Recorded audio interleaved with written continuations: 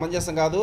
మంచి ఉత్తీర్ణత సాధించిన వారికి తక్కువ స్థాయి పోస్టు ఇవ్వడమేంటి అని చెప్పేసి కూడా క్లియర్గా చెప్తున్నారు. మంచి ఉత్తీర్ణత సాధించిన వారికి తక్కువ స్థాయి పోస్ట్ ఇవ్వడం ఏంటి, మెరిట్ను పట్టించుకోకపోతే ఎలా, అసలు ఇవేం నిబంధనలు, అభ్యర్థులు ఎంతో కష్టపడి చదివి ఉత్తీర్ణులై ఉంటారు అని చెప్పేసి కోర్టు క్లియర్గా చెప్తా ఉంది. ఇలాంటి నిబంధనలు పెట్టడం ఏంటి అని చెప్పేసి కూడా క్లియర్గా అడుగుతూ ఉంది. అసలు మంచి ఉత్తీర్ణత సాధించిన వారికి తక్కువ స్థాయి పోస్టును ఎలా ఇస్తారు అని చెప్పేసి, ప్రాధాన్యతల ఆధారంగా టీచర్ పోస్టులు భర్తీ సమంజసం కాదు అని చెప్పేసి చెప్పింది.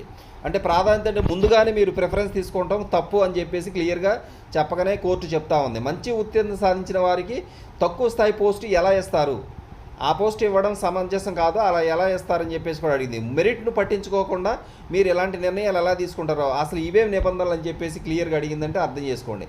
అభ్యర్థులు ఎంతో కష్టపడి చదివి ఉత్తీర్ణులై ఉంటారో వాళ్ళకి ఉన్నత స్థాయి పోస్ట్ ఇవ్వాలని చెప్పేసి చెప్పింది. ఇది వారి జీవితాలకు సంబంధించినటువంటి వ్యవహారం అని, ఏకపక్షంగా వ్యవహరించడానికి వీలు లేదని చెప్పేసి కరాఖండిగా చెప్పింది.